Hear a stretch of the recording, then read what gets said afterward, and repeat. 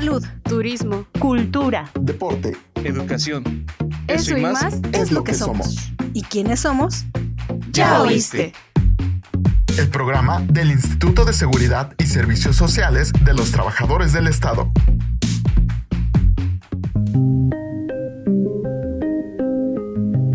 Hey, ¿cómo están? De nueva cuenta con ustedes Claudia Mejía y en esta ocasión me acompaña Antonio Tapia. Hola Claudia, ¿cómo estás? Mucho gusto de estar aquí nuevamente contigo. Gracias. Pues estoy entusiasmada porque hoy vamos a hablar de un tema que cuando escuchas decir el término dices, híjole, como que no me meto ahí porque me da miedo, me da incertidumbre tocar ese tema. Sí, porque realmente no sabemos con exactitud cómo dirigirnos a este tipo de situaciones y para no contradecirnos o para no cometer ese tipo de errores, tenemos a un invitado muy especial. Bueno, antes que nada, estamos hablando de la discapacidad.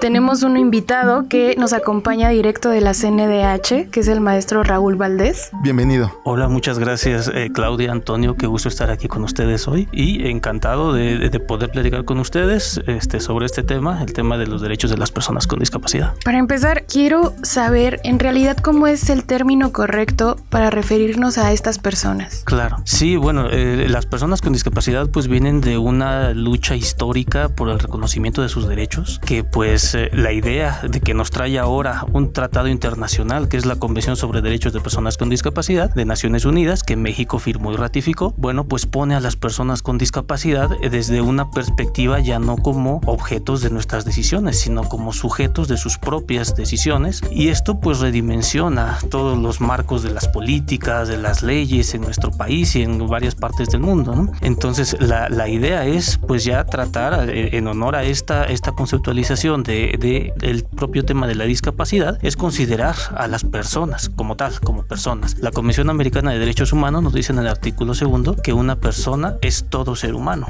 Entonces, la idea es no objetivar a la persona de alguna forma, por así decirlo, es no hacer alusión a que una persona es un discapacitado, por ejemplo, que esa sería la idea, porque lo que estamos haciendo es adjetivar a la persona. Lo que estaríamos haciendo es decir que el valor de la persona con discapacidad es porque tiene discapacidad. Entonces, por eso la importancia de ponerle siempre la palabra persona, ¿no? En honor a que es un ser humano y pues debe de poder ejercer sus derechos en igualdad de condiciones que todas las demás personas. ¿Por qué siempre se ha tenido esa idea de que las personas con discapacidad tienen que ser relegadas dentro de la sociedad o en un mundo laboral? Bueno, en un mundo laboral se ha tenido la idea de que la persona con discapacidad, de hecho lo vemos en la propia terminología, esto ya es terminología que ya no puede existir, pero se le entendía a la persona con discapacidad como minusválido. Seguramente han escuchado ese término, pero pues en realidad esto es contrario al modelo de derechos humanos, porque pues la minusvalía implica que la persona vale menos que las demás, lo cual es incorrecto, ¿no? Entonces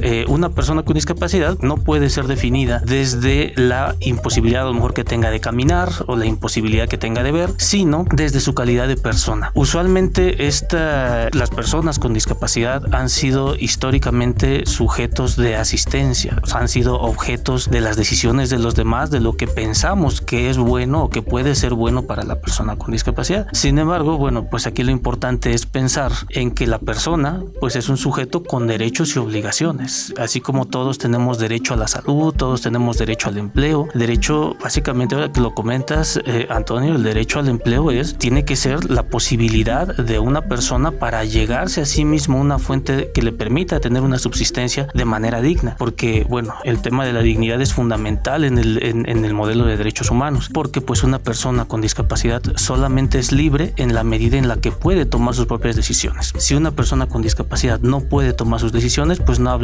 podemos hablar de que es una persona que vive su vida con dignidad. Yo entiendo aquí que una persona con discapacidad es una persona igual a Antonio, a mí, que no padecemos alguna discapacidad, pero aquí viene vivir o padecer una discapacidad. O sea, esta persona vive con la discapacidad, más no la padece. Entonces, esta parte se me hace un poquito contradictoria el decir, ok, si eres igual, tienes los mismos derechos como otra persona sin discapacidad. Pero cuando esta persona con discapacidad, hablemos, no sé, de una persona ciega, no tiene la misma capacidad para poder laborar. Entonces, ahí, ¿cuál es el límite de sus derechos? Pues qué bueno que tocas ese tema, Claudia, porque esa es la gran confusión, me parece, que existe en cómo entendemos el tema de la discapacidad, sobre todo porque una persona con discapacidad sí, evidentemente requiere de algunas medidas específicas, requiere de algunos apoyos adicionales. Por ejemplo, podemos hablar de una persona ciega que quiere estudiar, pues evidentemente tiene el derecho a la educación y debe estar garantizado igual que todas las demás personas, pero para poder estudiar de manera plena, en igualdad de condiciones, lo que necesita a lo mejor es un libro en sistema braille, por ejemplo, que sería un ajuste, una medida para poder nivelar las condiciones respecto a las personas sin discapacidad, o podría ser también a lo mejor un lector de pantalla en la computadora. En una computadora con lector de pantalla, pues la persona con discapacidad visual o la persona ciega escucha el texto que le está leyendo el dispositivo, y esto elimina las barreras. Esto es fundamental en el tema de los derechos de las personas con discapacidad, porque lo que nos dice la convención es que tenemos que identificar a la discapacidad como un resultado, es decir, la discapacidad ya no está o ya no debe de estar en la persona que tiene alguna deficiencia para caminar o para escuchar o para ver, etcétera, sino que la discapacidad se da en el momento en el que una persona con una deficiencia interactúa con barreras del entorno. Entonces, la idea es que nosotros como sociedad y sobre todo el Estado, que tenemos obligaciones, las autoridades, vayamos eliminando estas barreras progresivamente, porque en la medida en la que eliminemos estas barreras, en esa medida podremos llevar a cabo todas las acciones, podemos hacer que los derechos para las personas con discapacidad pues sean ejercibles en la realidad, ¿no? En la vida cotidiana para las personas con discapacidad. En este sentido, uno como individuo sin discapacidad, ¿cómo puede actuar precisamente para esto, para generar que una sociedad más integrada? Pues mira, Claudia, la convención nos habla en su artículo 8, ahora que lo comentas, nos habla del tema de toma de conciencia. La toma de conciencia tiene que ver con cómo comprendemos la sociedad en general y sobre todo todas las personas, en lo cotidiano, tenemos que comprender a la discapacidad como una característica de la persona. Ya no puede ser como una limitación, ya no puede ser como una enfermedad, mucho menos. Tenemos que ver a las personas con discapacidad como sujetos de sus decisiones, como sujetos de derechos y obligaciones, y además ya no podemos verlas desde la perspectiva caritativa, ya no podemos, mucho menos desde una perspectiva de lástima hacia ellos. Tenemos que verlas como personas que pueden tomar sus decisiones y debemos nosotros como sociedad potencializar esas decisiones, potencializar esa libertad que finalmente es uno de las piedras angulares, por decirlo de alguna forma, del modelo de derechos humanos, tanto la dignidad como la libertad, la empatía, la solidaridad que tenemos que tener como personas hacia las personas con discapacidad. Debemos de crear un cierto tipo de conciencia porque normalmente en el campo laboral las empresas se limitan a contratar personas con discapacidad. En ocasiones la mayoría de las personas que padecen una discapacidad puede ser silla de ruedas, muletas, falta de un brazo, falta de una pierna, pero lo que mucha gente no se da cuenta es que no pierden la capacidad intelectual, la capacidad de demostrar que no porque no tengan una pierna o un brazo, estén en silla de ruedas, tengan muletas, tengan un bastón, no sean personas capaces de cumplir el objetivo de la empresa, de que puedan desarrollar, crear, innovar mucho más allá. Pues aquí es el gran reto que tenemos, este es el gran reto que tenemos como sociedad y como autoridades, sobre todo, bueno, quienes somos personas, servidores públicos, servidoras y servidores públicos. ¿Por qué? Porque es necesario que llevemos primero a cabo toda esta labor de toma de conciencia en las empresas, pero además también el Estado está obligado a generar las condiciones. Entonces el Estado, desde su parte de la regulación, tiene que hacerlo lo conducente, tiene que tener la posibilidad de implementar incentivos fiscales, por ejemplo, como ya existen en la ley del impuesto sobre la renta, existen deducciones para contratar a las personas con discapacidad, deducciones de impuestos para las empresas o para los centros de trabajo que contratan a personas con discapacidad. Por ahí hay algunos distintivos de empresas socialmente responsables, etcétera, ¿no? Pero lo importante es sí que vayamos generando conciencia entre todos que la discapacidad no está en la persona, sino en las barreras que ponemos para que ellos ejerzan sus derechos plenamente. plenamente.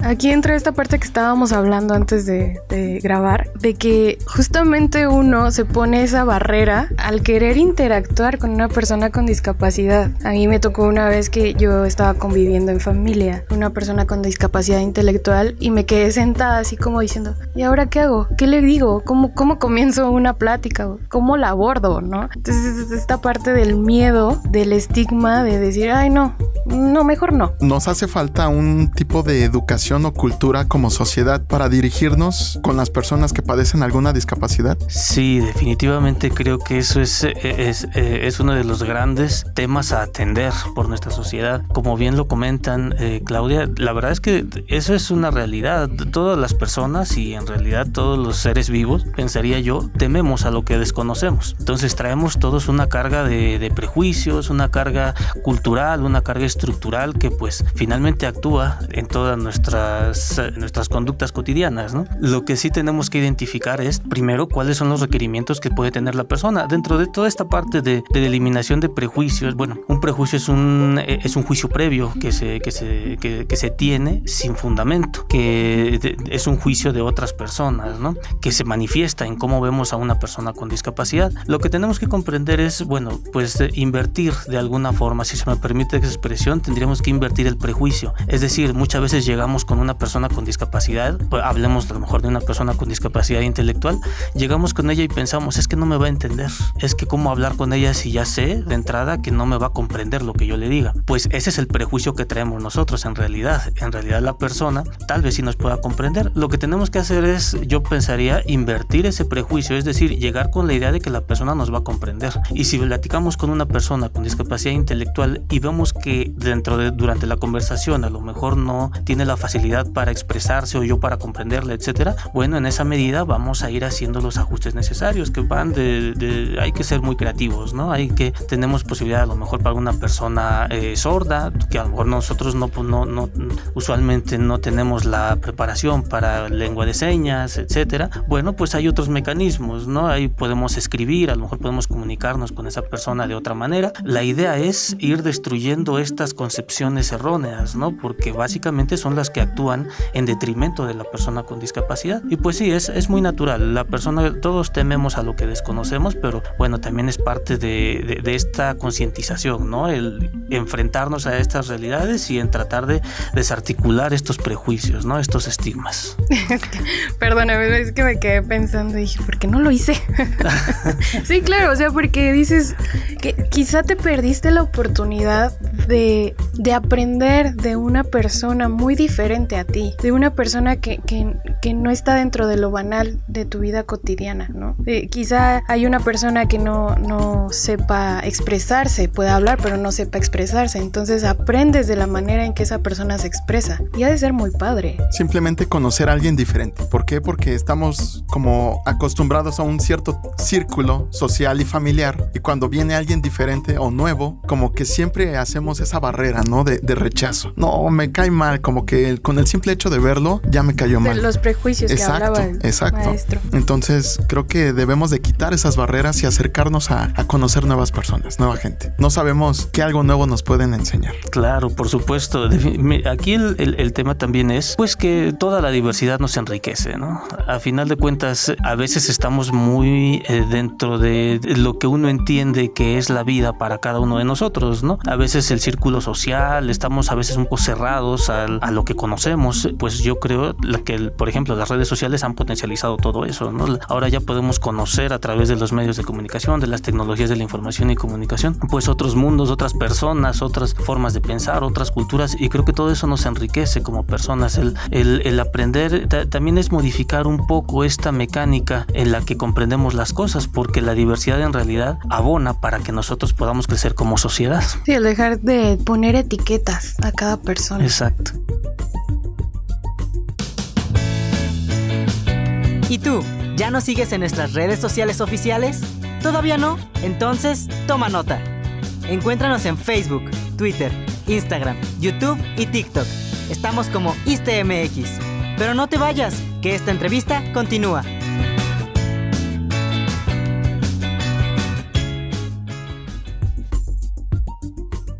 Dentro de un campo laboral, ¿cómo se puede buscar la manera de eliminar esas barreras? Esas barreras, Antonio, me parece que están muy arraigadas en nuestra sociedad. Lo vemos normalmente para las personas con discapacidad que de repente se acercan a la Comisión Nacional, a veces nos llegan con algunos casos muy particulares. Usualmente las quejas que más recibimos, lo que más recibimos de los peticionarios es que los tienen encasillados, por decirlo de alguna forma, los tienen encasillados. A veces se piensa que una persona, por ser usuaria de silla de ruedas, tiene que estar en un call center, por ejemplo. Esto es parte de los propios estigmas que traemos. Pensamos que a lo mejor una persona con discapacidad intelectual no sirve para una actividad, etcétera, ¿no? Entonces no podemos cerrarnos a que solamente sea o que solamente una persona con discapacidad motriz pueda desarrollarse o desempeñarse en una actividad laboral, porque además tiene que verse dentro de la labor que realiza una persona con discapacidad, de su labor en su trabajo, en su empleo. Tiene que haber una posibilidad de acceder, pero también tiene que existir una posibilidad de tener un crecimiento dentro de su propio trabajo. Tiene que poder aspirar a una movilidad laboral en caso de que se requiera, de que la persona lo desee. Entonces todo esto son condiciones que, bueno, pienso que estamos en unas condiciones sociales, en unas condiciones institucionales y de las propias culturas de las empresas que tenemos que ir removiendo, tenemos que ir avanzando en ese sentido. Todavía la verdad es que incipiente el tema. A veces, miren, yo veo que todavía escuchamos por ahí que dicen la convención vino a cambiar este paradigma y la convención, el nuevo paradigma de la convención. Bueno, pues este nuevo paradigma de la convención en realidad ya tiene muchos años, ya de que se firmó la convención, de que fue ratificada por México. Lo que necesitamos es potenciar el cambio social, potenciar que las personas podamos comprender a las personas con discapacidad como sujetos de derechos, y eso es, como les comentaba, me parece que es fundamental invertir ese prejuicio, porque pues una persona con discapacidad es libre solamente en la medida en la que tiene la posibilidad de tomar sus propias decisiones. ¿Qué pasa cuando la misma persona con discapacidad no acepta que vive con una discapacidad? Bueno, es que la discapacidad, hay muchas manifestaciones de estas deficiencias, y además las barreras que enfrentan son contextuales y dependen de un montón de factores, de muchos factores. El tema de la aceptación, la verdad es que todos, cuando por ejemplo es una discapacidad o alguna deficiencia que fue adquirida por algún accidente, por alguna situación médica, etcétera, cuando es una discapacidad o cuando es una deficiencia adquirida, pues es lógico que todas las personas vivimos una situación de duelo, una situación de este transcurso de que tenemos que pasar por este proceso de aceptación. Y no nada más cuando una persona vive o adquiere una deficiencia, sino también se da cuando, por ejemplo, nace algún pequeño, algún bebé con alguna deficiencia genética, por ejemplo. Ahí el duelo se da no tanto para la persona o para el bebé, sino para la familia. Entonces ahí lo que necesitamos es que el Estado tiene que tener los mecanismos para poder potencializar que la persona primero reciba una atención terapéutica, por ejemplo, terapia que sea necesaria, una atención interdisciplinaria, multidisciplinaria además, para que pueda pasar por este proceso de duelo adecuadamente. Muchos papás, cuando nos hemos platicado con algunos papás de escuelas de educación especial, papás de pequeñas y pequeños con discapacidad, lo que nos dicen es que los maestros de las escuelas nos dicen que los papás llegan con muchas expectativas, porque piensan, bueno, es que mi hijo voy a darle todo lo posible para que pueda tener una vida, desarrollarse adecuadamente igual que todas las demás personas, y se van encontrando con dificultades de todo tipo. Se van encontrando con que a lo mejor el Estado no les responde adecuadamente, con que a lo mejor el Estado no tiene las posibilidades porque a lo mejor viven en una comunidad apartada, por ejemplo, y a lo mejor el Estado tampoco les tiene la capacidad de atenderlos de manera personalizada, porque las escuelas atienden a muchos niños. Entonces los niños con discapacidad o con alguna deficiencia necesitan de acciones muy focalizadas, necesitan de medidas muy particulares, muy específicas, y a veces hay pequeños que tienen necesidades de apoyo mucho más intensas. Cuando esto pasa, bueno, muchas veces el Estado se ve imposibilitado en algunos casos, y esto pues repercute directamente en la familia. La familia lo que a lo que se enfrenta muchas veces es a el tratar de, con sus medios, darle todo lo posible al pequeño. Pero evidentemente estos medios no son ilimitados. Las familias tienen recursos que son limitados muchas veces. Entonces lo que hace es que esto afecta, actúa en detrimento de la energía, de los recursos, de las personas, de los papás sobre todo, y de la red de apoyo que finalmente es de quien depende muchas veces más que del propio Estado en muchas ocasiones. Entonces cuando esto pasa, bueno, pues las personas se ven, las familias, las personas con discapacidad se ven inmersas en una condición que sí tienen que vivir un duelo, sí tienen que llevar a cabo un proceso de aceptación, y esto las pone en desventaja, por ejemplo, ¿no?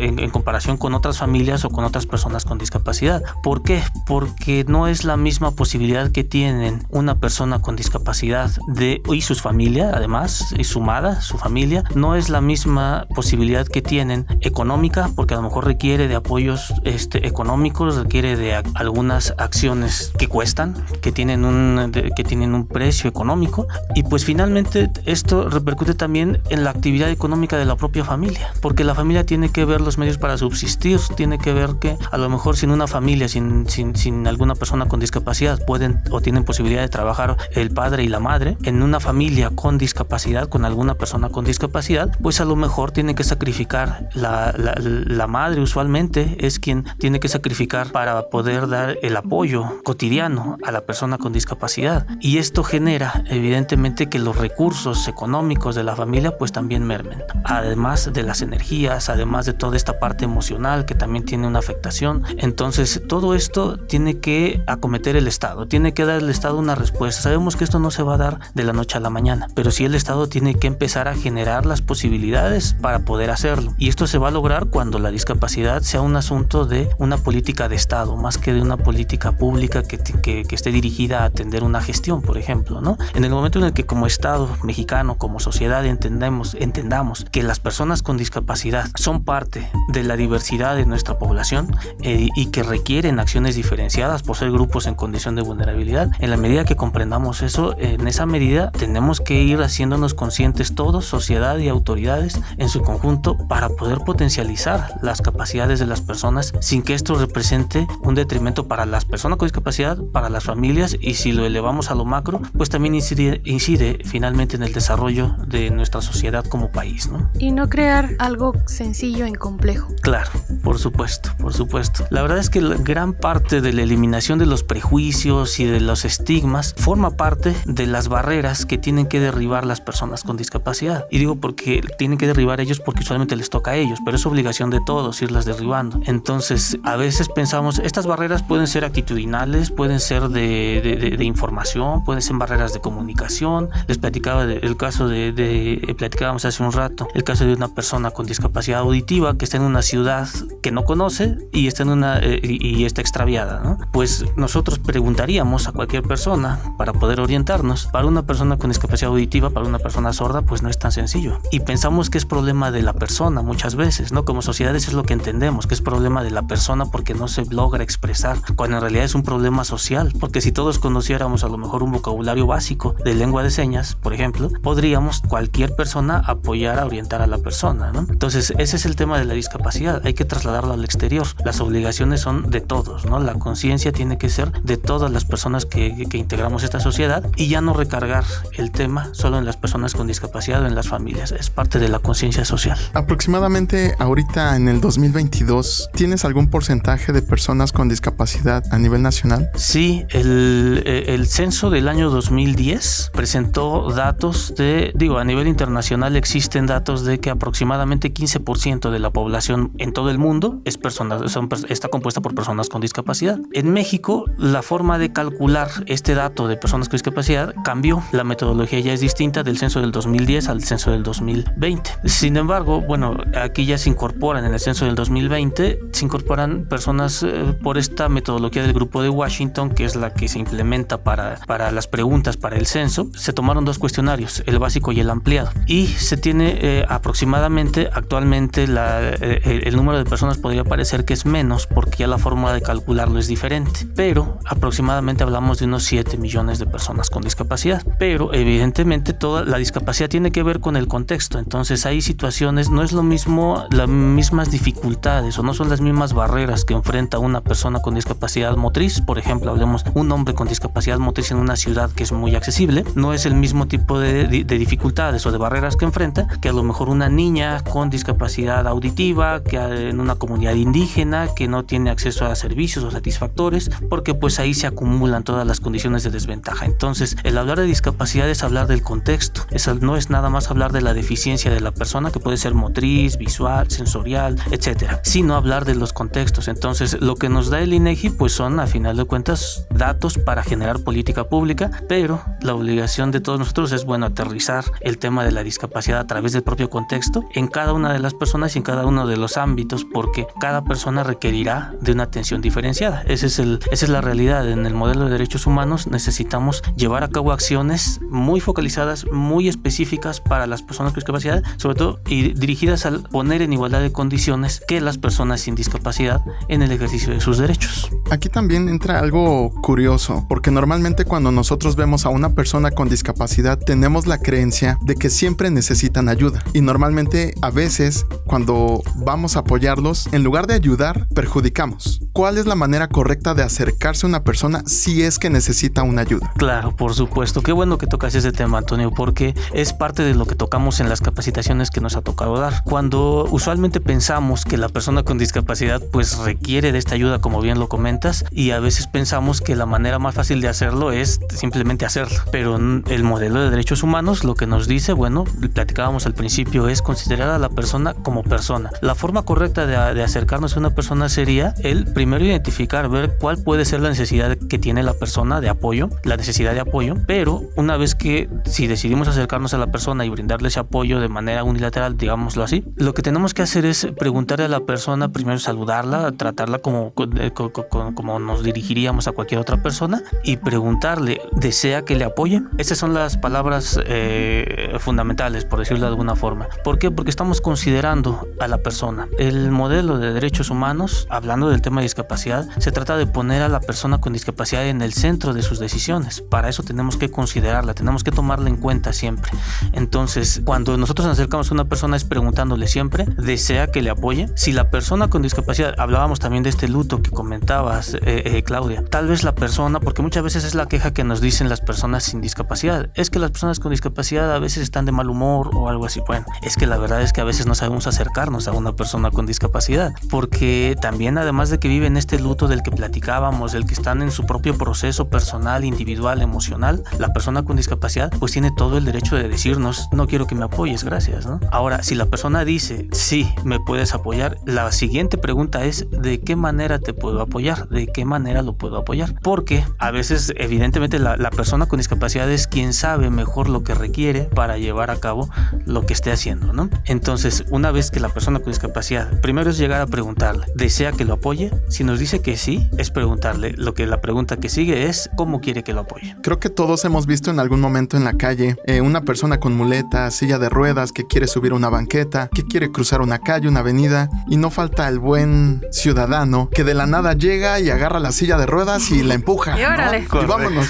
Y la persona que está en la silla de ruedas pues hasta voltea como de, ¿qué onda? Espérate, ¿no? Por supuesto. Y ese es un punto muy clave, porque quizás la persona dice, yo puedo moverme por mi propia cuenta, quizás a un ritmo más lento, pero yo puedo moverme. Y es como decíamos hace rato, quizás no es un buen día para él, está de mal humor, como todos, no tan solo ellos, todos padecemos malos días, pero no necesariamente todos los días esa persona va a necesitar el apoyo de alguien. Entonces hay que tomar mucha conciencia, ya lo dejó muy claro, es, ¿te puedo ayudar? Y si la persona dice sí, la segunda pregunta es, ¿cómo te puedo ayudar? Grábenselo, por favor. Sí, hacer conciencia de la manera de abordar a las personas. Exactamente. Porque yo recuerdo, bueno, les voy a contar, yo recuerdo aquí justo en el trabajo, teníamos una compañera que era una persona con discapacidad, que le comentábamos, oye, ¿por qué no te estacionas en el lugar para discapacitados? Porque así se les dice, el lugar para discapacitados. No, porque no soy discapacitada. Entonces, ahorita que estamos comentando esto, es la manera de cómo abordas el tema con la persona. O sea, quizá hubiera sido de alguna otra forma que no se sintiera ella agredida, claro, o esta persona agredida. Sí, porque también cuando vemos una persona con discapacidad y si queremos apoyar o facilitarles el día de alguna manera, ellos se sienten, como lo dices tú, Clau, se sienten agredidos porque dicen, ok, yo estoy viendo ahí el espacio para personas con discapacidad que tienen un auto, pero no hay problema, yo no lo necesito. Yo me puedo estacionar 5 cajones más para allá y me bajo mi silla de ruedas o me bajo mis muletas y no pasa nada. Quizás otra persona con mayor necesidad pueda utilizar ese cajón.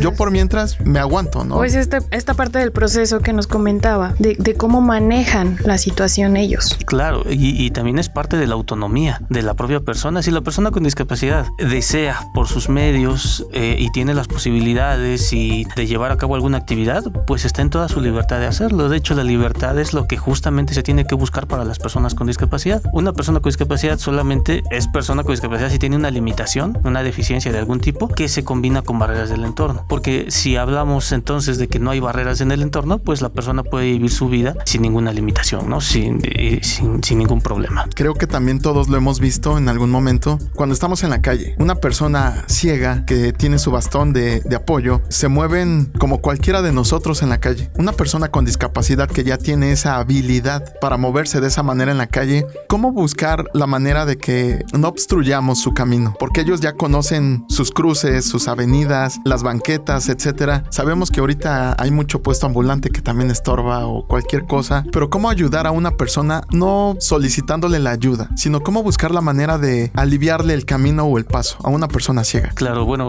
para una persona con discapacidad visual o una persona ciega, lo que debemos hacer es, las mayores dificultades que pueden presentarse para una persona ciega en la calle, justo es eso, es la posibilidad de moverse independientemente. Yo lo pondría en términos de también incluso inseguridad. La infraestructura de la ciudad no está hecha, no está diseñada para personas con discapacidad en la mayoría de las zonas y en la mayoría de los entornos. En los entornos privados y en los públicos y además también en la calle, vamos, ¿no? ¿Qué debemos hacer? Bueno, si vamos a apoyar a una persona con discapacidad visual, fundamentalmente no tocar los bastones, los apoyos, las muletas en caso de que las ocupen, el bastón blanco, por ejemplo. Eso es parte de sus dispositivos de apoyo. Entonces, es parte de la persona a final de cuentas y de eso se apoyan, ¿no? Si nosotros vamos a dirigir a una persona con discapacidad visual, debemos ofrecerle el brazo o ofrecerle el hombro para que él pueda tomarlo y nosotros lo guiemos, ¿no? Y yo les comento normalmente que pues hay que pensar en la persona con discapacidad visual como una extensión del cuerpo de uno mismo cuando uno la va dirigiendo, porque muchas veces pensamos, bueno, pues yo ya libré el puesto ambulante, yo ya libré el poste pero atrás de mí viene la persona con discapacidad, entonces si tengo que librar algún obstáculo, tengo que hacerlo de manera un poquito más exagerada para que la persona con discapacidad que viene conmigo también lo logre librar, ¿no? Y sobre todo, incluso me ha tocado también en algún momento tomar algún transporte público con compañeros, con amigos con discapacidad visual, y lo que nos dicen los choferes a veces es ven a la persona con discapacidad visual y nos dicen siéntese aquí y nos señala con el dedo, ¿no? Y ese tipo de cosas es que estamos acostumbrados. Claro, por supuesto es entendible, pero sí son también nos muestra un poco qué arraigado está la forma o la mala comprensión de cómo tratar a una persona con discapacidad. Para una persona con discapacidad visual tenemos que usar en el trato cotidiano palabras como frente a ti, abajo de ti, a tu lado izquierdo, etcétera, algo que sea descriptivo, ¿no? Porque si le señalamos como estamos acostumbrados, pues simplemente lo vamos a confundir y pues no es un trato digno para la persona, ¿no? Se trata de conseguir siempre la libertad y la autonomía, ¿no? De esas personas en la mayor medida posible. ¿Hasta dónde se sabe o cuál es la limitante para saber que es una persona con discapacidad? Porque, por ejemplo, yo puedo decir tengo deficiencia o discapacidad visual porque uso lentes, ¿no? Porque me los quito y no veo. Pero obviamente, pues mi herramienta que lo compensa son los lentes. Pero ¿hasta dónde decir que esa persona es una discapacitada visual?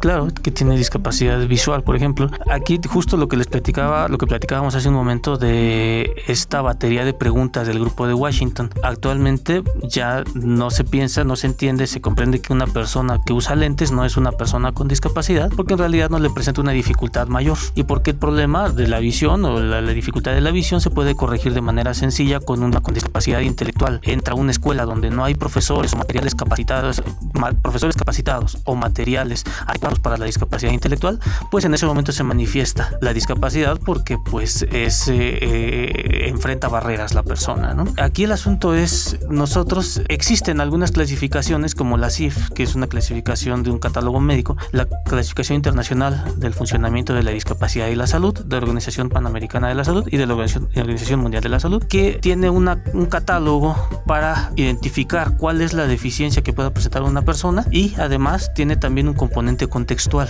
es decir, cuáles son las dificultades o barreras que enfrenta cotidianamente. Y esta herramienta se utiliza para identificar cuando una persona es una persona con discapacidad. Sin embargo, bueno, para esto se necesita hacer todo un proceso de una determinación, un dictamen de alguna forma mucho más formal. En lo cotidiano, una persona con discapacidad sería la persona que enfrenta cualquier dificultad, cualquier barrera y que presenta una deficiencia, de acuerdo a la dificultad evidentemente que presente y que pueda impedirle el acceso a derechos. Es decir, en cada caso particular tendría que hacerse una evaluación contextual, y si por ejemplo una persona con baja visión no tiene acceso a lentes y no tiene tampoco algún material que pueda ser utilizado para poder salvar esa deficiencia, pues estaríamos hablando, aunque con lentes se corrija, si no los tiene, pues estaríamos hablando de que es una persona con discapacidad. Depende del contexto. Puedes escuchar este y todos nuestros episodios de forma gratuita en Spotify, Anchor, Google Podcast, Apple Music y ahora también en iHeartRadio. Encuéntranos como Iste Podcast. Escúchanos donde quieras y cuando quieras. Voy a contar una anécdota muy personal, si me lo permiten. Hace aproximadamente unos 15 años, yo trabajé con una persona que era ciega. Yo era su asistente. Aquí por contar esta anécdota, lo que yo quiero que ustedes que nos están escuchando tomen un poco de conciencia y hagan esta pequeña experiencia personal en casa. Al yo trabajar con esta persona, pues me anticiparon que era una persona ciega. Y yo dije, ok, sí, trabajo con él, nada más díganme qué es lo que yo tengo que hacer. Yo era prácticamente sus ojos. El señor tenía una empresa, yo era sus ojos porque íbamos con sus clientes, él recibía clientes, llevarlo en su vehículo a tal lugar, traerlo, etc. Aprendí mucho. Todos estos puntos que ahorita estamos tocando los recuerdo muy bien porque él siempre me decía, Toño, cuando salgamos a la calle, yo te voy a tomar del hombro y tú eres mis ojos. Vamos a subir una banqueta, cuidado con la cabeza porque hay una carpa de una tienda de abarrotes, nos detenemos porque vamos a cruzar un semáforo, vamos a dar vuelta a la derecha, vuelta a la izquierda, cuidado con la cubeta que está de su lado derecho, etc. Hubo un momento en el que yo no sabía cómo era ser una persona ciega y él me lo dijo, Toño, te voy a pedir por favor que al rato que llegues a tu casa o mañana temprano cuando te levantes hagas esto. Cuando te despiertes, no abras los ojos, no prendas ninguna luz ni nada. Cierra los ojos, levántate, ponte tus chanclas, agarra tu toalla y vete a bañar a tu regadera. No abras los ojos, eso sí te lo dejo muy claro, no abras los ojos. Llegas a tu regadera, abre tus llaves, báñate, busca tu shampoo, busca tu jabón, tu rastrillo, sécate, regresa en tu closet, tu ropa, vístete, tus zapatos, etc. Hazlo sin abrir los ojos. Terminas, ve a tu cocina y prepárate tu café y prepárate tu desayuno con los ojos cerrados. ¿Lo hiciste? Lo hice. Y eso es algo terrorífico. Bueno, bastante. Es que a mí me lo dices ahorita y a mí se me hace algo muy terrorífico. Bastante. O sea, porque uno dice, ay, es un juego, es como cuando se te va la luz en la casa, pero hazlo. O sea, yo los invito a todos los que nos escuchan, pónganlo en práctica. Y de verdad, no creo que al 100%, pero sí se van a identificar un poco con las personas que no ven, porque el cerrar los ojos y no ver ni una luz es algo que es otro mundo, prácticamente, es otro mundo. Y el hacer lo que nosotros hacemos, mirar el celular, subirte al camión, subirte al metro, bajar escaleras, tu rutina, todo, pero ahora hazlo con los ojos cerrados. Creo que muy poca gente se atrevería a salir de su casa, ir a la tienda con los ojos cerrados. Es prácticamente imposible. ¿Se puede hacer? Sí, claro, con mucha práctica, pero es algo muy difícil. Entonces, a lo que voy es cómo hacer conciencia. La Comisión Nacional de Derechos Humanos realiza talleres, cómo la gente que nos escucha se puede acercar a ustedes para que en su empresa, en su trabajo, en su oficina, en una escuela, ustedes puedan impartir talleres para hacer conciencia a la gente de que no, las personas con discapacidad no son personas diferentes, son personas iguales como nosotros. Claro, por supuesto. Sí, es parte del trabajo que hacemos en la Comisión Nacional. Nada más comentarles que nosotros nos dedicamos a la defensa y protección de los derechos de las personas, sobre todo en el ámbito de las autoridades. Nosotros hacemos solicitudes de información, hacemos investigaciones para las personas con discapacidad sobre sus derechos y se pueden acercar con toda confianza y por favor háganlo, es parte de nuestro trabajo, a la Comisión Nacional. Si alguna persona con discapacidad ha sentido que ha sido vulnerado en alguno de sus derechos por alguna autoridad, y si fuera por un ámbito privado, por alguna empresa, por algún particular, también lo canalizamos, también le damos el acompañamiento si es necesario y la atención especializada finalmente por ser persona con discapacidad, buscando tener estas medidas de nivelación, ¿no? Buscando hacer estas acciones afirmativas, estas medidas diferenciadas para que la persona pueda ejercer sus derechos en igualdad de condiciones. Muchas veces nos toca conciliar un poco, mediar con la autoridad. Cuando esto a veces no es posible, nosotros hacemos la investigación, incluso se ha llegado a recomendaciones específicas, recomendaciones que es el instrumento que ocupa la Comisión Nacional, y además también estamos a sus órdenes para las capacitaciones que requieran. Si nos hacen una llamada por un correo electrónico, podemos sin ningún problema ver la posibilidad de agendarla, y claro que sí, por supuesto que estamos a sus órdenes. Las personas con discapacidad que acuden con ustedes, ¿cuáles son las quejas que ellos más presentan? La verdad es que las quejas que más, hay de todo tipo de quejas, ¿no? Por parte de las autoridades, desde abusos de autoridad, hay quejas en materia de educación sobre algún servidor público de educación, pero las que más se nos presentan son los de servidores públicos del ámbito de la salud. Quejas del IMSS y del ISSSTE. Sí, yo sí. No, sí, pero bueno, entendemos perfectamente porque pues son servicios que se tienen que dar de una manera muy especializada, y la verdad es que entendemos ambas partes en realidad, pero sí, cualquier queja que se llegue a presentar en estos ámbitos, pues estamos para conciliar con la autoridad, estamos para hacer la mejor solución para la persona con discapacidad. Me acordé, es que cómo hemos evolucionado tanto.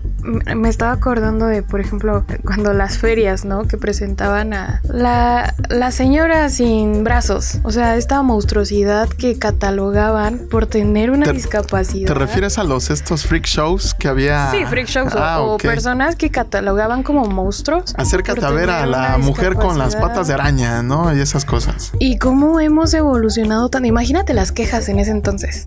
Sí, ¿no? Si es que hubiera una comisión de derechos humanos, ¿no? Sí, claro, no, era tremendo. Usualmente platicamos en los talleres, en las capacitaciones sobre este hospital de La Castañeda, por ejemplo, que tenía internadas a personas con discapacidad y que los sometían a tratamientos que eran, pues, ahora ya catalogados como crueles, inhumanos o degradantes. Mi tía trabajaba ahí y a un señor le decían la araña porque andaba en una patineta, pero pues tenía una discapacidad. Es parte de los estigmas, por supuesto. Claro. Sí, todo eso es lo que justo tenemos que romper, porque sí, es tremendamente peyorativo y ofensivo para las personas con discapacidad, y pues sí, es justamente eso lo que ya no debemos de permitir, ¿verdad? Digo, ahorita nos da risa porque pues... No, y digo, hay ocasiones en las que las personas con discapacidad, se ha visto mucho en redes sociales que la parte, si podríamos llamarlo viral o cómico de alguna manera, porque hay gente que padece una discapacidad y se burla de él mismo, o sea, una mano, un pie, etcétera, y de esas mismas discapacidades hace bromas, pero es un tema un poquito delicado porque hay gente que se ofende, hay gente que le da risa y esa misma gente se burla de él mismo. No sé si podría llamarlo burla o no, pero es algo curioso,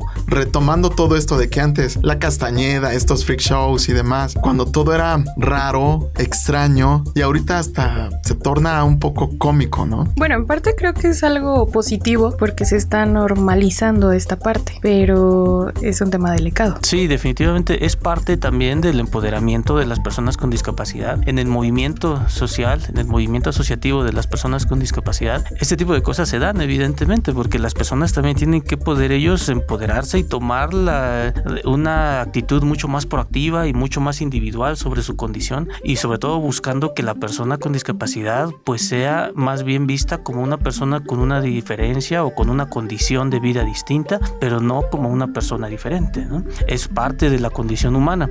Entonces es una forma de manifestar su individualidad de alguna manera, ¿no? Ahora, por eso es hacia ellos mismos, ¿no? Cuando se refieren a ellos mismos, y de alguna forma tal vez pues sea válido, ¿no? El problema aquí viene cuando la sociedad en su conjunto normaliza este tipo de situaciones, porque entonces pues se piensa que está bien referirse a una persona así, y pues lo que creo que tenemos que pensar siempre, hablando de este tema de la igualdad y la no discriminación, tenemos que pensar de qué manera puede afectar o está afectando una connotación que le demos a nuestras palabras a una persona, porque muchas veces la propia discriminación se interioriza, ¿no? Entonces es un problema cuando podemos estar con algún comentario haciendo que una persona con discapacidad, por ejemplo, pues interiorice esta situación de inferioridad, estos estigmas, esto lo que se da actualmente, el tema del bullying con las niñas, los niños, los jóvenes, adolescentes. Eso es lo que tenemos que cambiar. Los entornos tienen que ser en la mayor medida libres, tienen que estar libres de discriminación. Justo es eso. Ahora, si lo hablamos desde el tema individual, pues bueno, cada quien es libre de empoderarse de la manera que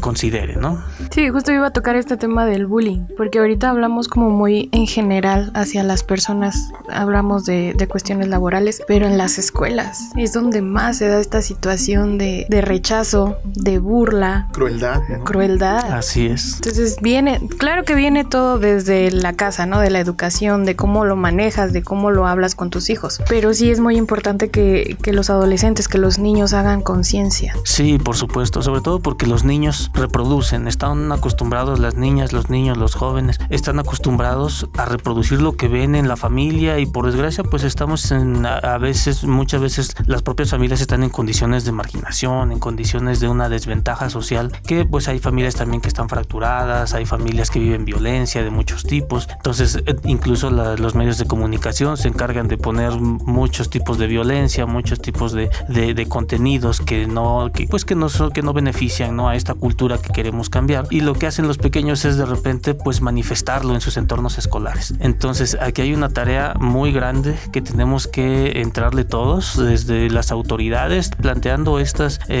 políticas, estas acciones para ir eliminando en la mayor medida posible estos entornos que generen discriminación, trabajar mucho con los papás, trabajar mucho con las familias y también a la par pues ir viendo la manera de regular ese tipo de contenidos, por ejemplo, de abonar a la consolidación de un tejido social mucho más cohesionado, estrategias para eliminar sistemáticamente la discriminación, etcétera. Las políticas públicas pues tienen que estar interconectadas, tienen que estar concatenadas, porque de hacerse aisladas pues es, usualmente les comento, ¿no? A veces sentimos que hacemos mucho, pero a lo mejor estamos dando golpes al aire. Nuestro trabajo tiene que ser mucho más focalizado y mucho más estratégico. Ya tocamos el punto de la discapacidad visual, discapacidad intelectual, discapacidad motriz. ¿Hay alguna otra discapacidad que no se hable mucho? Sí, por supuesto. La que nos faltaría aquí, me parece, salvo otra que por ahí no haya escuchado, es la discapacidad psicosocial. Actualmente, y porque así nos lo exige, la vida es rápida, la vida es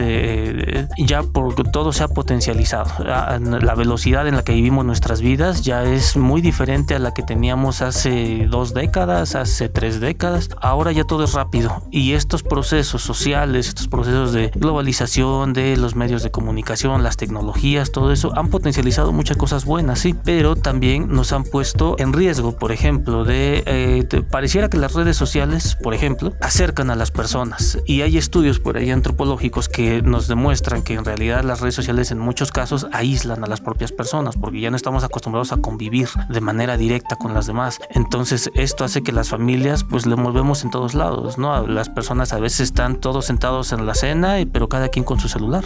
Entonces esto genera ahí procesos que hacen que uno se meta emocionalmente, mentalmente en uno mismo, y esto genera también, además de la propia competencia, de los entornos laborales, la competencia educativa, etcétera, lo que genera usualmente es que las personas nos veamos expuestas a situaciones de mucho más estrés que antes no se daban tan frecuentemente, y esto genera trastornos de angustia, de depresión, eventos, estrés postraumático, por ejemplo, ¿no? Este tipo de neurosis, incluso psicosis, como son la depresión, la psicosis como la esquizofrenia, la paranoia, etcétera, que son condiciones patológicas, pero que tienen una repercusión directa en la vida de las personas, porque se entiende desde este modelo de derechos humanos que son personas con una deficiencia, con una limitación, con una dificultad, pero además que enfrentan barreras como son los estigmas de los que platicábamos en todos los entornos, porque de entrada con la propia terminología, a veces nos referimos a las personas con discapacidad mental o discapacidad psicosocial como personas locas, como personas trastornadas, etcétera, lo cual es tremendamente peyorativo y es ofensivo para las personas con discapacidad psicosocial. Y lo que tenemos que comprender es que con un tratamiento adecuado, el modelo de derechos humanos también lo que nos dice es ir medicando lo menos posible. La comunidad, la cohesión social es la que nos nos puede dar las opciones mucho más a la mano para poder tener a una persona integrada, y no nada más integrada, sino incluida en las familias y en la sociedad, así presente algún trastorno, etcétera. La mayoría de los trastornos de neurosis, de psicosis, son perfectamente tratables. Lo que tenemos nosotros como sociedad, básicamente, y es otra vez, volvemos al prejuicio, ¿no? Tenemos ese prejuicio para tratar hacia las personas con discapacidad psicosocial. Dentro de estas condiciones de discapacidad psicosocial también entra la depresión. La depresión es uno de los males de nuestra era, es uno de los males que es uno de los grandes problemas que tenemos en casi todos los países, y lo que tenemos que hacer es tratar de identificar, de ver cuáles son las necesidades, porque son enfermedades y son además patologías, porque lo son, pero también son parte de la discapacidad mental, que son condiciones que son difíciles de detectar.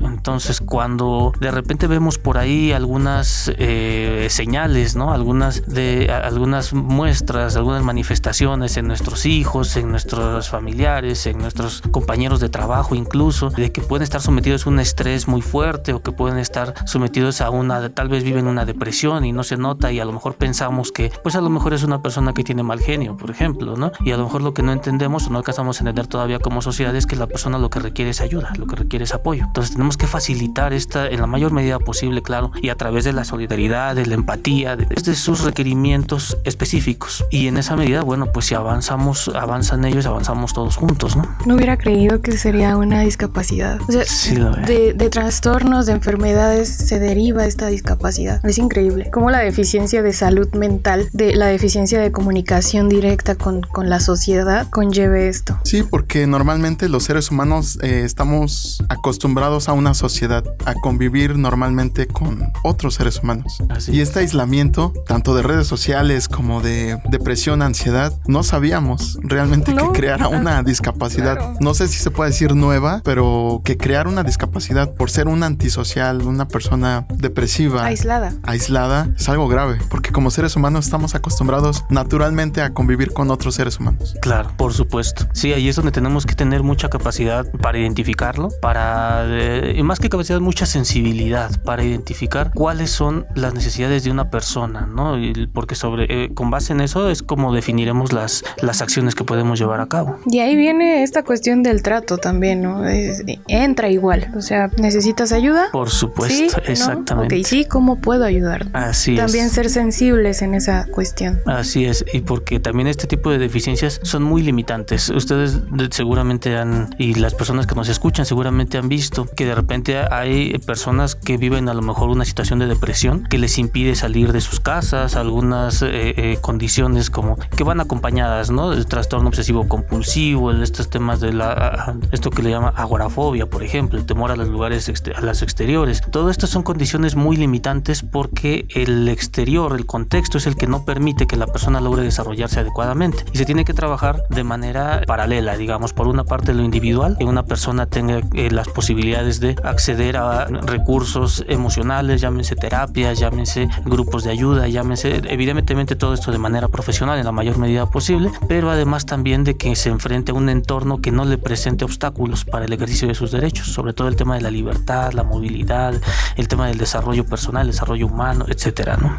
En cuestión de capacitación, que no pertenece a algún instituto, ¿tienen cursos que brinden ustedes? Claro que sí, tenemos por ahí dentro de nuestro propio portal de la CNDH, tenemos una herramienta del portal Educa CNDH, donde tenemos cursos y diplomados en línea que pueden ustedes acceder sin mayor requerimiento, más que un correo electrónico, llenar algunos datos ahí, y todos los contenidos están en línea. Estos contenidos tienen videos, tienen texto, tienen material bibliográfico de consulta, etcétera. Y al final se expide una constancia, sea del curso, y me parece que son después de 4 constancias, vienen en paquete, hay algunos diplomados para que puedan profesionalizarse, si son servidores públicos o si son público en general, de acuerdo a la temática que les interese. Ahí tenemos temas de tortura, desapariciones forzadas, temas de discapacidad, personas mayores, personas en comunidades originarias, etcétera. Y creo que una gran ventaja es que es una herramienta que nos ayuda a hacer conciencia, todo esto que estábamos hablando, que es el trabajo de todos. Por supuesto. De todos como sociedad, seas persona con discapacidad o no tengas discapacidad, para que eduques a tus hijos, para hacer conciencia en tu trabajo, donde estés. Creo que es una gran herramienta. Pues sí, estamos a sus órdenes. La verdad es que sí, son buenos productos. Bueno, maestro Raúl, personalmente le agradezco muchísimo que esté aquí con nosotros, que nos haya dado esta guía, que es muy importante, que nos haya abierto esta parte de la discapacidad. Muchas gracias por estar aquí. Al contrario, muchísimas gracias, Clau, Toño, muy amables por la invitación. Ojalá que sea productiva, que haya sido productiva, y estamos a sus órdenes. Muchísimas gracias por la invitación. No se olviden de tomar conciencia de todo esto que escucharon. Acérquense a la Comisión Nacional de Derechos Humanos para cualquier duda que ustedes tengan. Si tú eres una persona con cualquier discapacidad, ya tienes los números, ya tienes la dirección, acude. Cualquier queja o sugerencia que tengas a la mano, no dudes en acercarte. Ellos están para atenderte. Bueno, Claudia, sin duda este tema va a dar mucho de qué hablar. Ojalá que esto cree mucha conciencia en la gente que nos escucha para romper esta barrera que hay entre las personas con discapacidad. Pues por mi parte, yo mañana me voy a levantar sin abrir los ojos y voy a hacer mi rutina normal.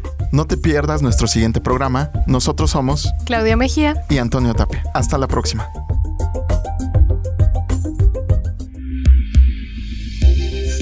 Este programa es realizado gracias a la colaboración de Ámbar Mora y Claudia Mejía en los micrófonos, Antonio Tapia en la producción, Cristian Ortiz y Ámbar Mora en la producción ejecutiva. En comunicación social, Alma Rosa Rivera. En la dirección general del ISSSTE, Dr. Pedro Centeno.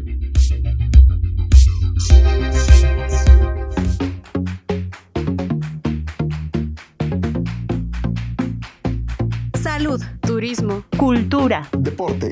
Educación. eso y más es lo que somos. ¿Y quiénes somos? Ya oíste.